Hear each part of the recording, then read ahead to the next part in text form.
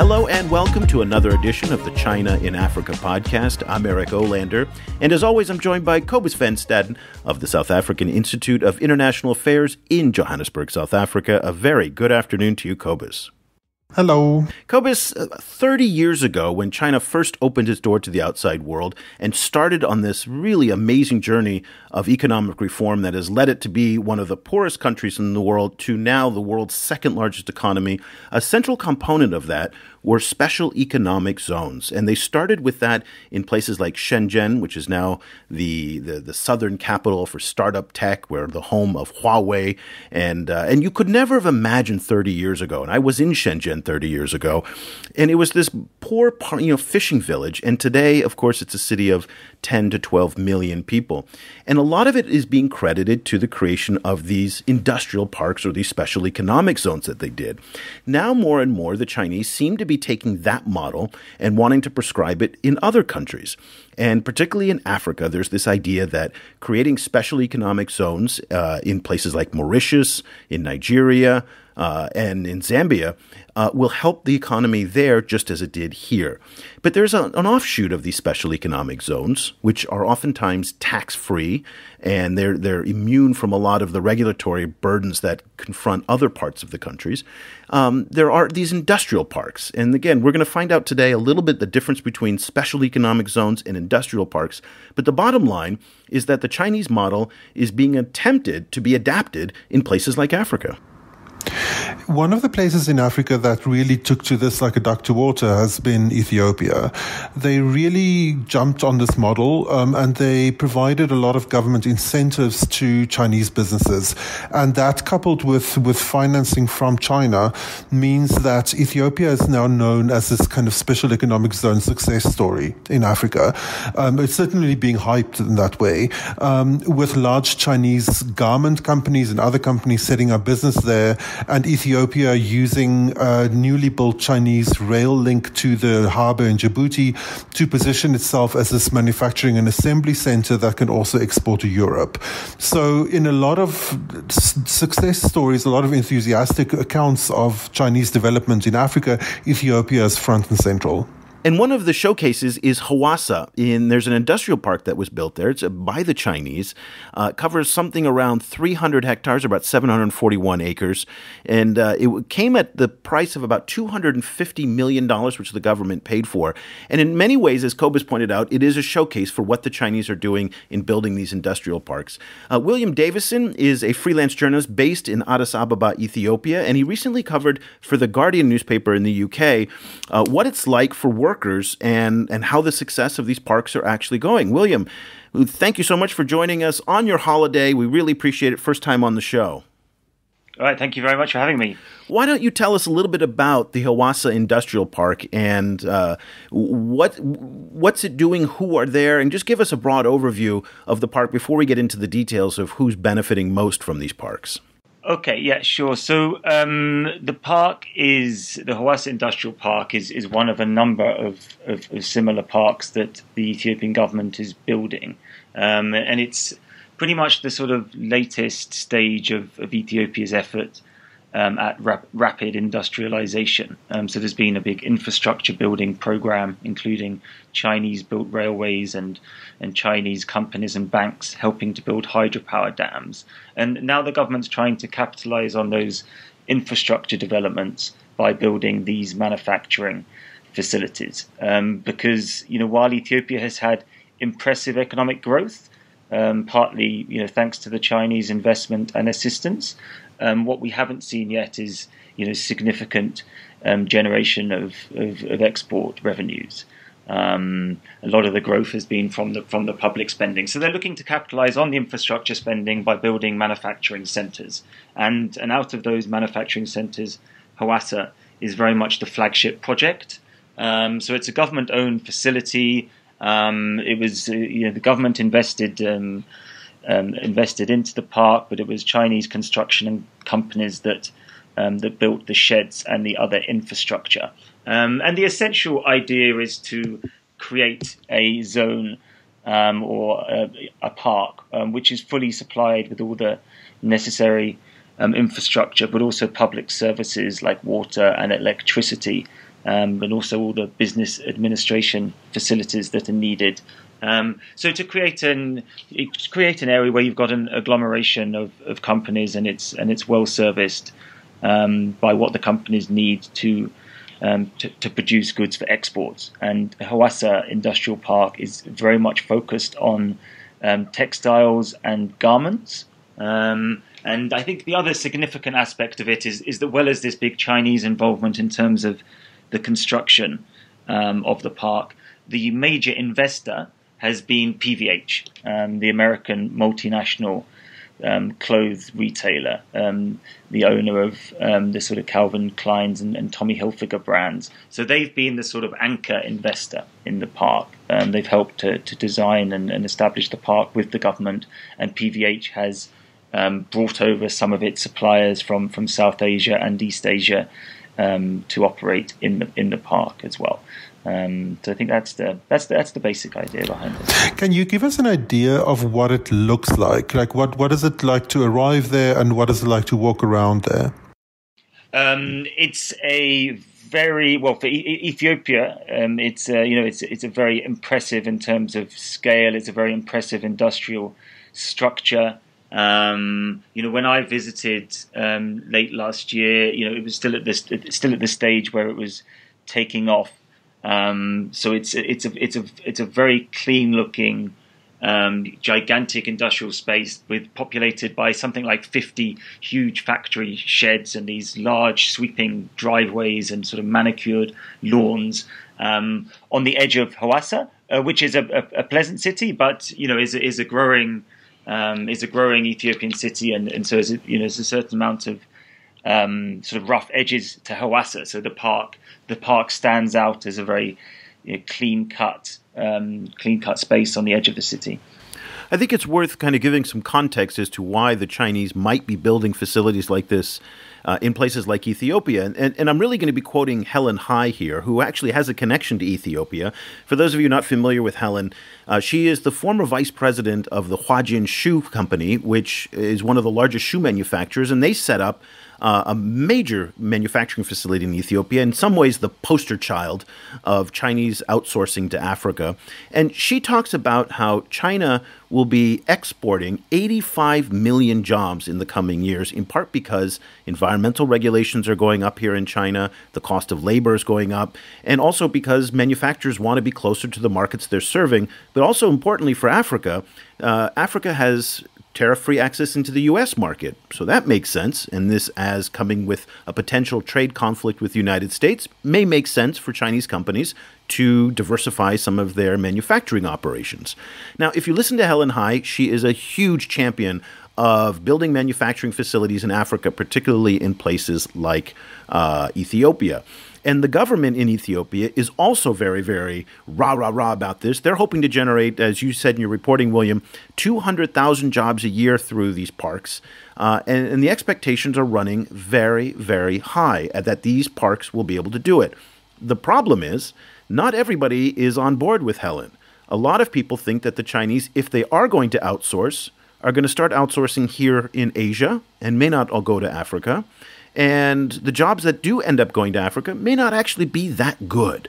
So tell us a little bit about the life of the workers and the people who actually work in these facilities, and are they living up to the hype that the government and people like Helen Hai are promoting? Yeah, good question. I think what we're looking at here is sort of different visions for Ethiopia's development, and also different priorities within the competing visions. So in terms of the Chinese manufacturers and the Ethiopian government, the Chinese manufacturers are very much looking at the relatively cheap costs of production in Ethiopia, which is some of the world's lowest wages, which is some of the world's lowest electricity costs, and that combined with the attractive investment package in terms of cheap rent, tax holidays, and also the tariff-free access to European and US markets that you mentioned. So that's the side of the deal from the Chinese companies.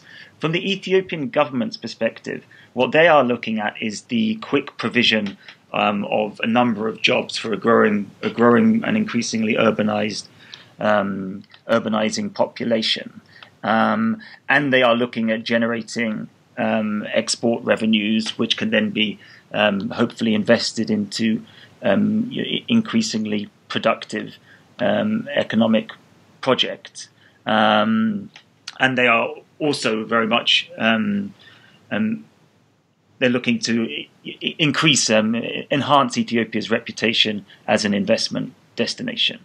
But is it working though? Is it working though? Are they actually doing that? That's what they're hoping for. But I'm wondering if they're actually doing it. Yeah, I mean, we're at a very early stage. So what we can say right now, something like Hawassa, is the government has done well to provide the infrastructure and to attract the investment, and some jobs are being created. But I think part of this package is that while jobs are being created and the investors are being attracted, that is because of the very low wages that the jobs pay. So there's a contradiction there, or there's a tension. You cannot provide the jobs and get the investment if the jobs are paying good wages. So there really is a clear sacrifice being made by the Ethiopian government and by Ethiopian workers. They can only get the investment if the wages are kept at a certain level. Now, is that working for the Ethiopian workers? Well, that's a hard question to answer. I mean, the people I spoke to, some of them were glad to have moved from the countryside and to have a job, but others realized that the job wasn't all it was cracked up to be. They were struggling to meet living costs because of the increase in house rent that had come with the influx of workers. So there were definite problems for some of them.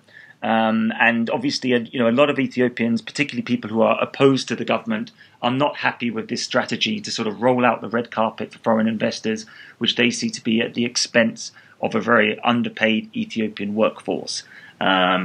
It's a tricky question, and I think one familiar to these sort of conundrums that there are about development in places like Ethiopia, because other people, I spoke to the economist Stefan Durkon, and they are looking at this being the beginning of Ethiopia replicating an Asian-style model, which is a transformation to an economy dominated by agriculture into an industrial economy. And while they recognize that what we have now is not perfect in terms of the investment and the industrialization, it is the beginnings. Like, we have this labor-intensive manufacturing now.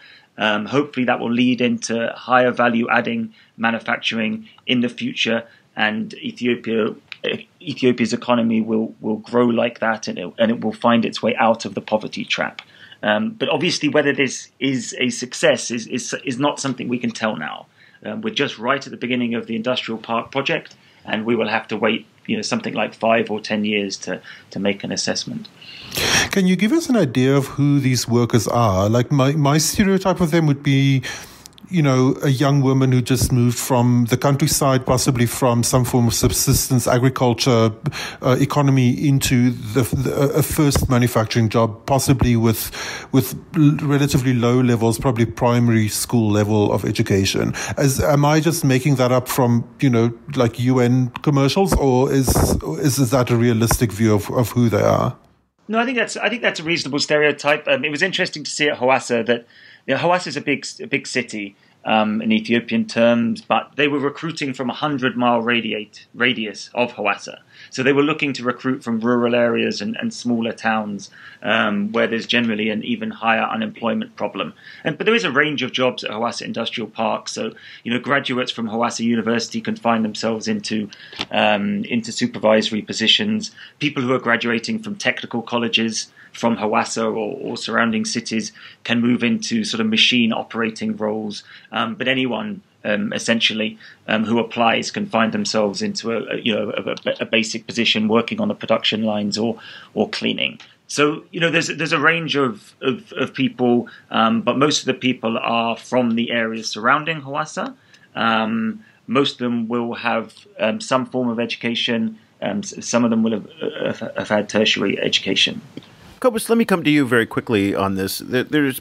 You're hearing in what William is saying in terms of the hope that African countries can follow the example of what's happened here in China. So when you look at the economic development of Korea, Taiwan, Hong Kong, Singapore, Vietnam, and of course China, a lot of it happened with these types of policies. And I'm wondering if you think that there's any legitimacy to that model can translate to Africa. And I will say I don't think it can, because the governance and the culture are so different. But I'd like to get your take. Do you think that this is an exportable model from Asia to Africa? Well, it has been exported to other places, the way that it was exported from East Asia to Southeast Asia, for example, and to places like Bangladesh. So in terms of its pure exportability as a model, I don't particularly see why it can't. The issue, I think, becomes a lot about, African ideas about life and the future. And there you have a bunch of different competing issues. The key one, I think, that is frequently underestimated maybe by people in the West is the massive crisis of unemployment in Africa. I think it's much worse than people tend to assume. There are villages in rural South Africa which has an 80% unemployment rate.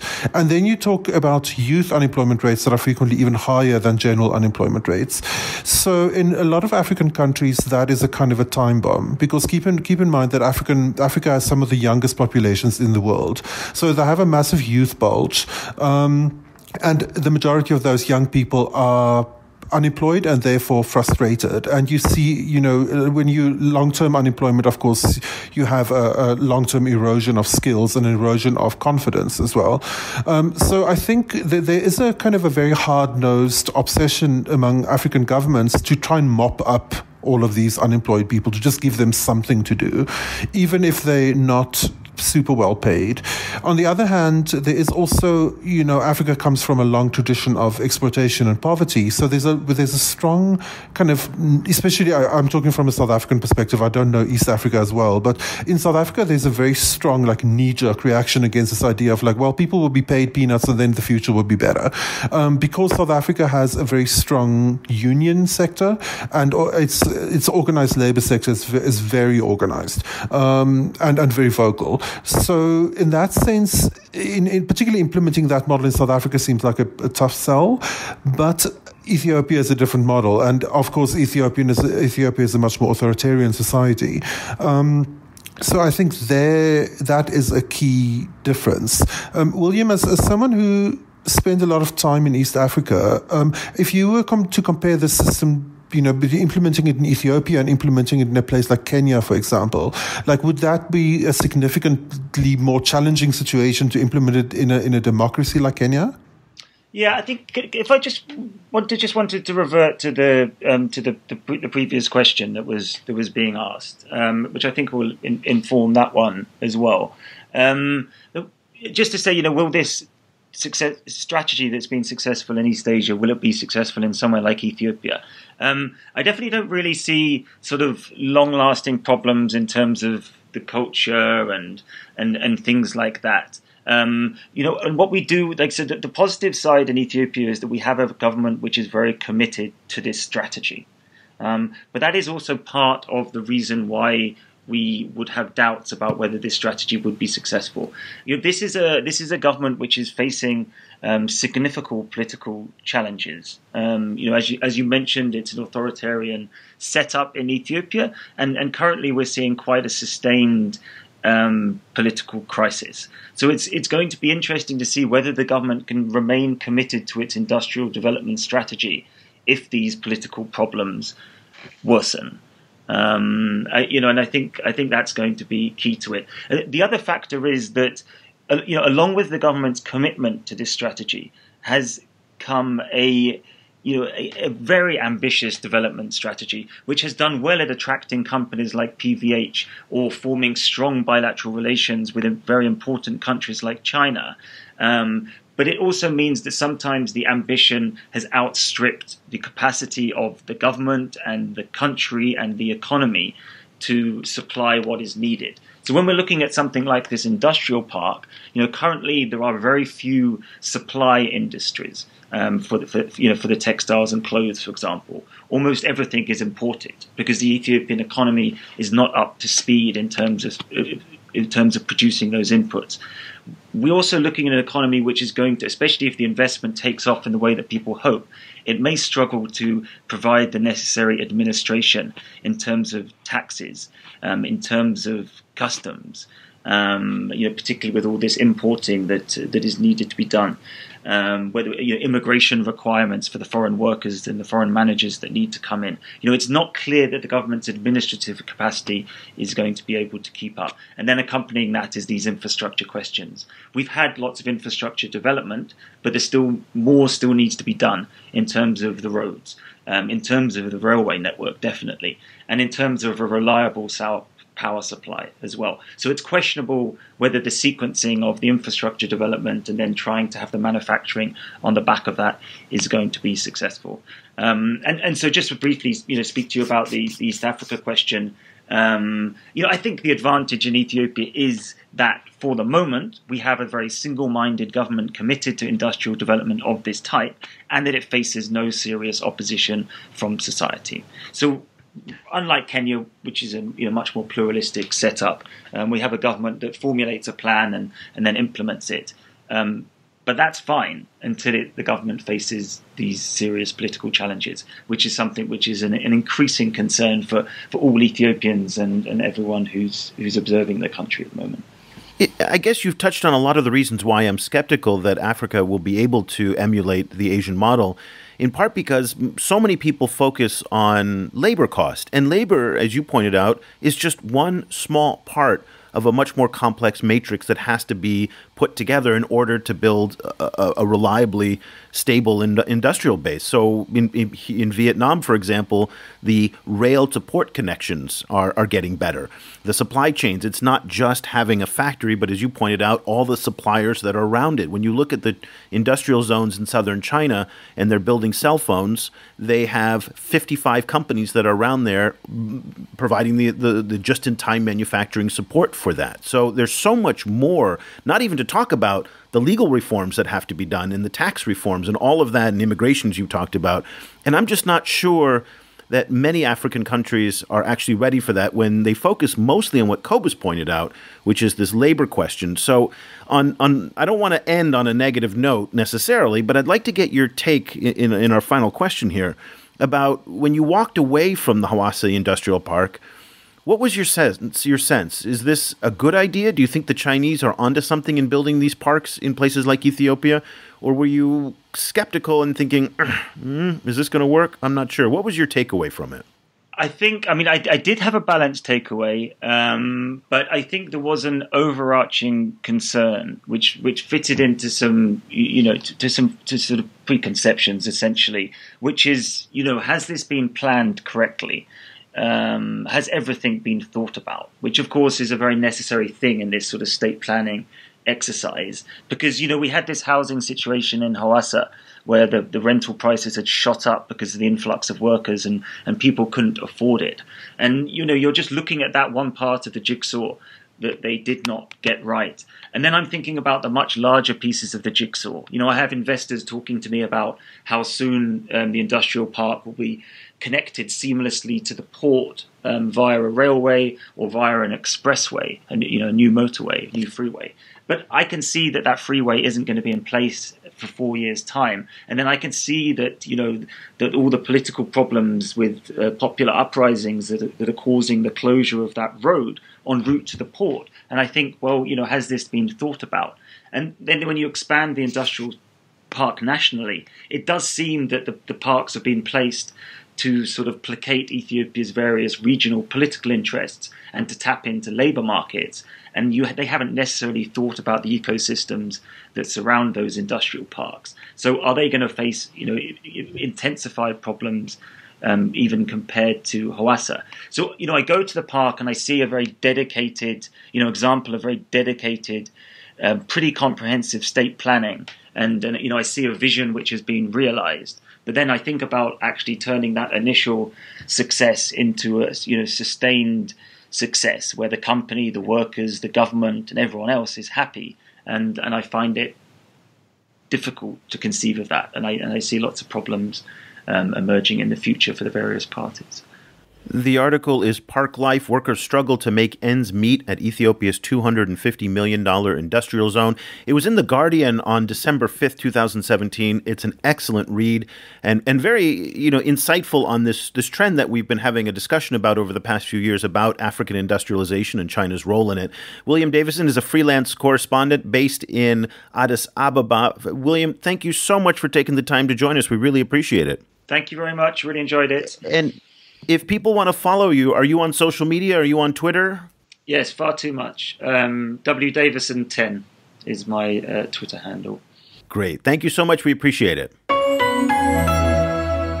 Cobus, we've been having this discussion over the past, I'd say 6 months now, about this question of African industrialization and China's role in it. And on the one hand, we've got people like Helen Hai and Irene Nguyen Sun, who we interviewed recently about her book about the role of Chinese private sector companies in Africa. And both of them are real optimists about the shift of manufacturing from China to places like Africa. But on the other hand, there are people like Kai Xue, who's an attorney based in Beijing, who is quite active on social media and writes extensively about how he does not think that the Chinese will actually come to places like Africa because they have so many more choices now in Southeast Asia, along the Belt and Road, and it's not the same way it was 10 or 15 years ago. And then you have the data that speaks to us about declining trade volumes, net emigration of Chinese immigrants out of Africa, companies like Sinopec, which we just saw potentially closing down their operations in Gabon and in Nigeria, and generally a less of an appetite for the risk that Africa poses to many investments. And so for me, it's very, very difficult to get a sense of which way this trend is going. And I don't want to necessarily take a position on it because I just don't think there's a clear enough visibility as to whether or not this trend of Chinese migration of manufacturing will actually happen or not. I think Ethiopia is going to be a key test case in this discussion. If Ethiopia works, if this kind of industrial park development in Ethiopia works even halfway, that'll add a lot of momentum, and it will allow the China-Africa relationship to segue into something post-extractive industries. Ethiopia is on the Belt and Road route. It is very well positioned to export to Europe, for example, and to the Middle East in case they can make it work. So if they can make it work, then that will, provide this kind of model for the future. If it can't make it work, then it I think casts a lot of future China-Africa relations in doubt, because then it really, the relationship really does come down to how much, raw manganese China wants to buy. And that would be a massive tragedy for Africa because there's so much riding on this idea of Africa managing to finally make that leap into manufacturing. So it's like a big historical drama in a way. But it has to make that leap into manufacturing because where else are people going to be employed? People aren't going, the millions of unemployed or underemployed young people in Africa are not going to work on the farms because there just isn't a demand for that type of labor. So what happens if this doesn't work out? Yeah, well, I mean, that is the big question, mass wasting of human resources and, mass trashing of human dreams. Africa isn't a stranger to that situation. But at the same time, there is many leaders in Africa who are trying to push towards this kind of development. I mean, you mentioned working on the farm. I mean, the other leg of a new discussion on African development is is calling for a lot more attention to be paid to mass agriculture, so working on the farm might have more potential than it seems, but it would be a different kind of farm than the one we see in Africa at the moment. But yeah, that is the big question. I mean, it could simply fail. and it could fail because of internal African problems, but it could also fail because of things like the end of AGOA. For example, the African Growth and Opportunity Act, which is the US act that would allow, low tariff or no tariff imports from Africa, which is one of the reasons I think why an American garment company would be investing there in the first place. So if AGOA ends in 2025, which is its newest cutoff date, that could dramatically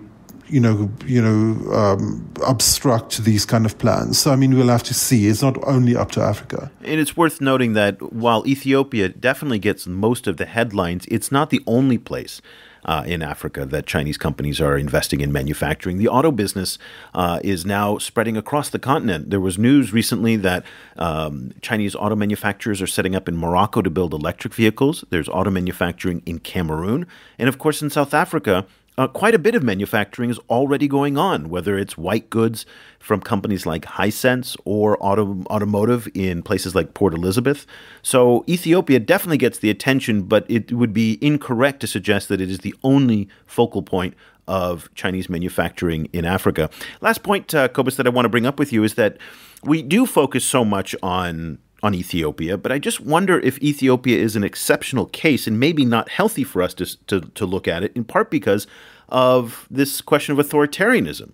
And this goes back to our earlier discussion versus democracies and authoritarian governments in Africa.